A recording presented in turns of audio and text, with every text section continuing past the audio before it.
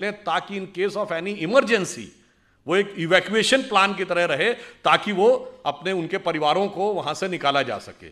इस कदर भयभीत हो गए थे और ब्रिटिश कमांडर्स की बात कोई मानने को तैयार नहीं था। तब उन्होंने सरदार पटेल और नेहरू जी से और कांग्रेस के नेताओं से आग्रह किया कि आप उन नौसैनिकों को आश्वासन दीजिए, और उनके आश्वासन के बाद वो बात छुपी। उसके बाद तो ये तय हो गया कि अब जितनी जल्दी हो सके जान बचा के भागें। सबसे बड़ा कारण वो नौसेना की अपराइजिंग थी, इसीलिए 2 सितंबर 1946 को सरकार बना दी गई, और इसीलिए 30 जून 1948 तक रुकने की बजाय 15 अगस्त 1947 को कर दिया गया। और शायद आप में से बहुत से लोगों को यह पता हो कि 15 अगस्त 1947 का दिन क्यों चूज किया गया था। वो इसलिए चूज किया गया था क्योंकि 15 अगस्त 1945 को जापान ने सरेंडर किया था, and that's where finally the second world war ended and the British supremacy was established. ये लॉर्ड माउंटबेटन ने खुद लिखा है। तो आप ये समझिए कि स्वतंत्रता के संघर्ष में बहुतों का योगदान है, मगर जिसका योगदान सर्वाधिक है उसको पीछे कर दिया जाता है। हम में से कितनों ने जनरल नॉलेज में पढ़ा कि आजाद हिंद फौज की निर्वासित सरकार थी 1943 में। जब हमारी सरकार आई तो 2018 में जब उसके 75 वर्ष पूरे हुए तो जो जीवित सैनिक थे उनको 26 जनवरी की गणतंत्र दिवस की परेड में बाकायदा शान के साथ उनकी परेड निकाली गई। उससे पहले तो जो इतिहास पढ़ता था उसे पता था। इसलिए हम यह कहना चाहते हैं कि स्वतंत्रता के इस संघर्ष में सभी ने योगदान दिया है, बहुतों ने योगदान दिया। आप एक दूसरा उदाहरण देखिए, सूर्यसेन के नेतृत्व में चटगांव में शस्त्रागार लूट लिया गया था, armoury was captured. Kakori Lucknow के पास, वहां ब्रिटिश सरकार का खजाना कैप्चर कर लिया था, जिसमें अशफाक उल्लाह खां, राम प्रसाद बिस्मिल और चंद्रशेखर आजाद थे। दिल्ली में असेंबली में बम फेंक दिया गया था। कलकत्ता के पुलिस कमिश्नर को मार दिया गया था, और वाइसराय हार्डिंग के ऊपर बम फेंक दिया गया था। कभी आप कल्पना करें जरा उस सरकार की कि वाइसराय पे बम, असेंबली में बम, पुलिस कमिश्नर की हत्या, खजाना लूट गया, शस्त्रागार लूट गया, सरकार तो हिल गई होगी। उनका बेचारों का कोई योगदान ही नहीं था, सारा योगदान एकमेव था। तो मेरे विचार से सारा योगदान उनका था। जिन लोगों के जो काला पानी सह रहे थे उनका योगदान नहीं था, जिन्हें कोल्हू में बैल की तरह जोत दिया गया उनका योगदान नहीं था, जो जेल में रह रहे थे पर जलवे से रह रहे थे, जो किताब भी लिख रहे थे, सेक्रेटरी भी उनके साथ था, और एक नहीं 3-3 4-4 किताबें लिखी, जिनके वाइसराय के साथ अत्यंत मधुर पारिवारिक संबंध थे, वो संघर्ष कर रहे थे। ऐसा अद्भुत इतिहास जो हमारे यहां बताया गया है, हमें इस अमृत काल में यह भी समझने की जरूरत है कि किस किस प्रकार का विष हमें दूर करना है। और उसके बाद मैं ये नहीं कह रहा हूं कि उन लोगों का कोई योगदान नहीं है, मैं बिल्कुल ईमानदारी से कहता हूं, नेहरू जी प्रधानमंत्री बने, उन्होंने कई अच्छे कार्य भी किए, IITs बनी, एम्स बना, राउरकेला बोकारो के स्टील प्लांट्स बने, भाखड़ा नंगल डैम बना, मगर कुछ ऐसे काम भी किए। चीन हमारा पड़ोसी नहीं था 47 में, तिब्बत हमारा पड़ोसी था। तिब्बत चीन का है कोई मानने को तैयार नहीं था, मगर बांडुंग कॉन्फ्रेंस में जाके आपने मनवा दिया, और उसके बाद तिब्बत ही नहीं, वो तो एक्साई चीन तक आ गया। तो जो गलती है वह भी मानना होगा। आपको पता है नॉर्थ वेस्ट फ्रंटियर प्रोविंस जो आजकल खैबर पख्तूनवा है, फाटा का इलाका, वहां मुस्लिम लीग नहीं जीती थी, वहां कांग्रेस जीती थी। खान अब्दुल गफ्फार खान मिलना ही नहीं चाहते थे पाकिस्तान से, और उस समय यह स्टैंड लिया गया कि कोई लैंड रूट नहीं तो हम कैसे जुड़ जाएं। ईस्ट और वेस्ट पाकिस्तान 2000 किलोमीटर दूर होकर एक देश हो सकते थे, हम वो नॉर्थ वेस्ट फ्रंटियर प्रोविंस हमारा हिस्सा नहीं हो सकता था। और जब हमने मना कर दिया तो खान अब्दुल गफ्फार खान का यह स्टेटमेंट है कि आपने हमको भेड़ियों के हाथों में छोड़ दिया है। पता है आपको, बलूचिस्तान ये पाकिस्तान का हिस्सा नहीं था, खान ऑफ कलात कभी नहीं मिलना चाहते थे।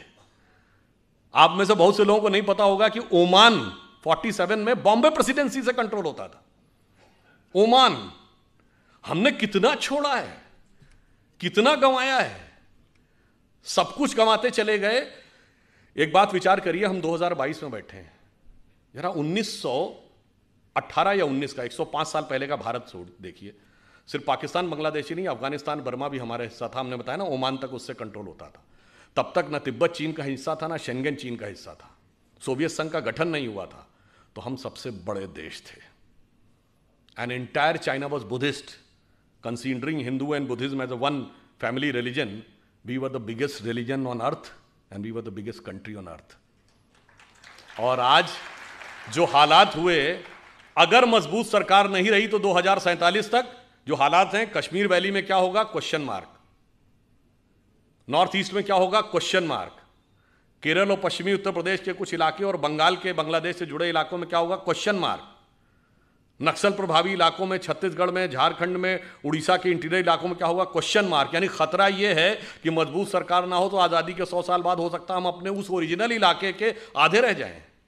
इन सब चुनौतियों को समझना है और उसके अनुसार हमें यह संघर्ष करना है कि स्वतंत्रता को हमें सार्थक करना है। उसके लिए हमें इन सारे जितने भी प्रकार की चीज़ें हैं उससे चौकन्ना रहना है। और जो मैकाले का माइंडसेट 19वीं सदी का और मार्क्सवाद का माइंडसेट 20वीं सदी का, दोनों से अपने मन में जितने विष हैं उस मनोरोग से मुक्ति पानी है। और जो अभी कहा गया था कि 21वीं सदी हमारी होगी, तो मैं बताना चाहता हूं कि 1 जनवरी 1901 को जब इस देश में सूरज उगा तो पूरे देश में किसकी सरकार थी, अंग्रेज़ की। 1 जनवरी 1951 को पूरे देश में किसकी सरकार थी, कांग्रेस की। और 1 जनवरी सन 2001 को जब 21वीं सदी के सूरज की पहली किरण इस देश की धरती पर गिरी तो इस देश में किसकी सरकार थी, अटल जी के नेतृत्व में भाजपा की। अगले दशक में मोदी जी के नेतृत्व में स्पष्ट बहुमत की। मतलब बहुत साफ है नियति का संकेत कि 19वीं सदी अंग्रेज की थी, 20वीं सदी कांग्रेस की थी, 21वीं सदी भारतीय जनता पार्टी की। तो 21वीं सदी हमारी है, हमारी उस विचार की है। इसलिए अब हम आगे बढ़ें और मन में ये पूरा कॉन्फिडेंस रखें कि अगला वक्त हमारा ही आने वाला है। और ये सिर्फ देश के अंदर नहीं, बस एक पंक्ति कहकर बात समाप्त करता हूं। देखिए, दुनिया का आप पूरा देख लीजिए। एक दौर में 2500 साल पहले हम दुनिया के पावर सेंटर थे, economic, intellectual and military power centre. जब वो खत्म हुआ, भारत का डाउनफॉल हुआ, तो सेंटर कहाँ गया, king Darius of Persia, Iran की तरफ चला गया। फिर जब ईरान का डाउनफॉल हुआ तो मेसोपोटामियन एम्पायर, बगदाद का एम्पायर। फिर उसका डाउनफॉल हुआ तो टर्किश एम्पायर। टर्किश एम्पायर के बाद रोमन एम्पायर, पहले ईस्टर्न रोमन एम्पायर जिसका इस्तांबुल कैपिटल थी जो आज टर्की की है, उसके बाद रोमन एम्पायर। रोम का डाउनफॉल हुआ तो पुर्तगाल और स्पेन का ज़माना। पुर्तगाल और स्पेन के बाद ब्रिटेन और फ्रांस का ज़माना। ब्रिटेन और फ्रांस के बाद अमेरिका का ज़माना। अमेरिका में सबसे prosperous west coast, San Francisco, Los Angeles belt. उसके बाद अब पिछले 100 साल में आ जाइए, जापान का ज़माना। जापान के बाद आ जाइए पिछले 50 साल में tigers of the Asia Pacific, Hong Kong, Taiwan, Singapore, Macau. अब चीन का जलजला चल रहा है। तो अगला मुकाम क्या है, इसमें कोई संदेह मत रखिएगा कि अगला मुकाम हमारा आने वाला है। और हम यदि दुनिया में आगे बढ़ेंगे तो we are not there to dominate the world, we are there to motivate the world. चीन दुनिया को दबाने के लिए आगे आ रहा है, हम दुनिया को प्रेरित करने के लिए आगे आ रहे हैं। और इसीलिए हम वर्ल्ड की सुपर पावर नहीं बनना चाहते, हम जगत गुरु बनना चाहते हैं। क्योंकि पावरफुल व्यक्ति के बगल में खड़े होकर अक्सर आप संकोच, ठिठका, कहीं कहीं दबा हुआ महसूस कर सकते हैं, परंतु गुरु के बगल में खड़े होकर आप आनंदित, आह्लादित और उन्नत महसूस करते हैं। और जिसकी झलक योग दिवस के रूप में दिखाई पड़ने लगी है कि हम राष्ट्र से लेकर व्यक्ति तक को मोटिवेट करने की क्षमता रखते हैं। और फाइनली एक बात और कह दूं, ये प्रेरणा हमें कहाँ से मिलती है। आज आप देखिए, चाइना ताइवान के ऊपर डोमिनेट करना चाह रहा है, तो रशिया यूक्रेन के ऊपर डोमिनेट करना चाह रहा है। तो पूरी दुनिया की जियो पॉलिटिक्स इस पर चल रही है, एनेक्सेशन, सब्जुगेशन एंड डोमिनेशन। यानी या तो कंट्री को मिला लो, पिछले 100 सालों में हुआ ना, या फिर सब्जुगेट कर लो, उसको किसी ट्रीटी का हिस्सा बना लो, यानी इनडायरेक्टली अपना शासन कर लो, या डोमिनेट कर लो, एक कॉन्ट्रैक्ट कर लो ताकि वो सरकार वहीं रहे मगर वो आपका कंट्रोल रहे। परंतु हम इन तीनों में से किसी में विश्वास नहीं करते। क्यों? जब भगवान राम ने लंका पर विजय प्राप्त की तो क्या उसका एनेक्सेशन किया? नहीं। वहां कोई अपना डिप्यूटी या वाइसराय अपॉइंट किया, यानी सब्जुगेशन किया? नहीं। वहां से कोई कॉन्ट्रैक्ट साइन कराया, यानी डोमिनेशन किया? नहीं। मूल्यों को स्थापित किया और सह अस्तित्व का विचार दिया। इसीलिए we are the only country in the world which never went for invasion, and if somebody consider Hinduism as a religion, we never went for conversion, because we are having no concept of conversion. और पूरी दुनिया में आग लगी हुई है इसी वजह से। इसलिए अगर 21वीं सदी में विश्व का उदय होना है तो वो सिर्फ हम ही दे सकते हैं, और हमारे अंदर ही वो क्षमता है।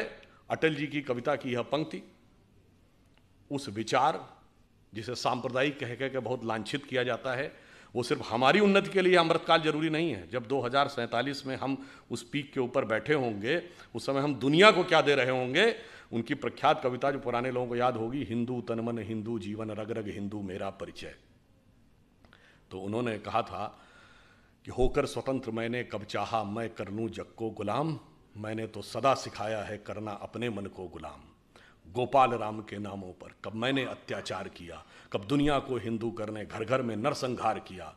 कोई बतलाए काबुल में जाकर कितनी मस्जिद तोड़ी, भूभाग नहीं शत शत मानव के हृदय जीतने का निश्चय। हिंदू तन मन हिंदू जीवन, रग रग हिंदू मेरा परिचय। और फाइनली एक कॉन्सेप्ट अपने दिमाग से पूरी तरह निकालना पड़ेगा। ये जो हमसे कहा गया ना, हम वो देश थे जो आके सेटल होते गए तो लोग बसते चले गए।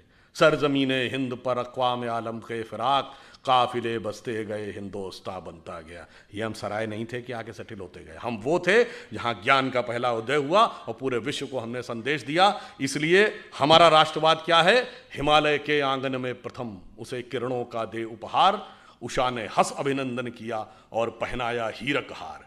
जगे हम लगे जगाने विश्व लोक में फिर फैला आलोक, व्योम तम पुंज हुआ तब नष्ट, निखिल संस्कृति हो उठी अशोक। तो संपूर्ण संसार को शोक से विरत करके उसे सुख के मार्ग पर प्रेरित करने की सामर्थ्य हमारी है। इसके लिए आप प्रण करें, कमर कसें, स्वतंत्रता को सार्थक करने कमर कसें, बलिदान करें, जो पाया उसमें खो न जाएं, जो खोया उसका ध्यान करें।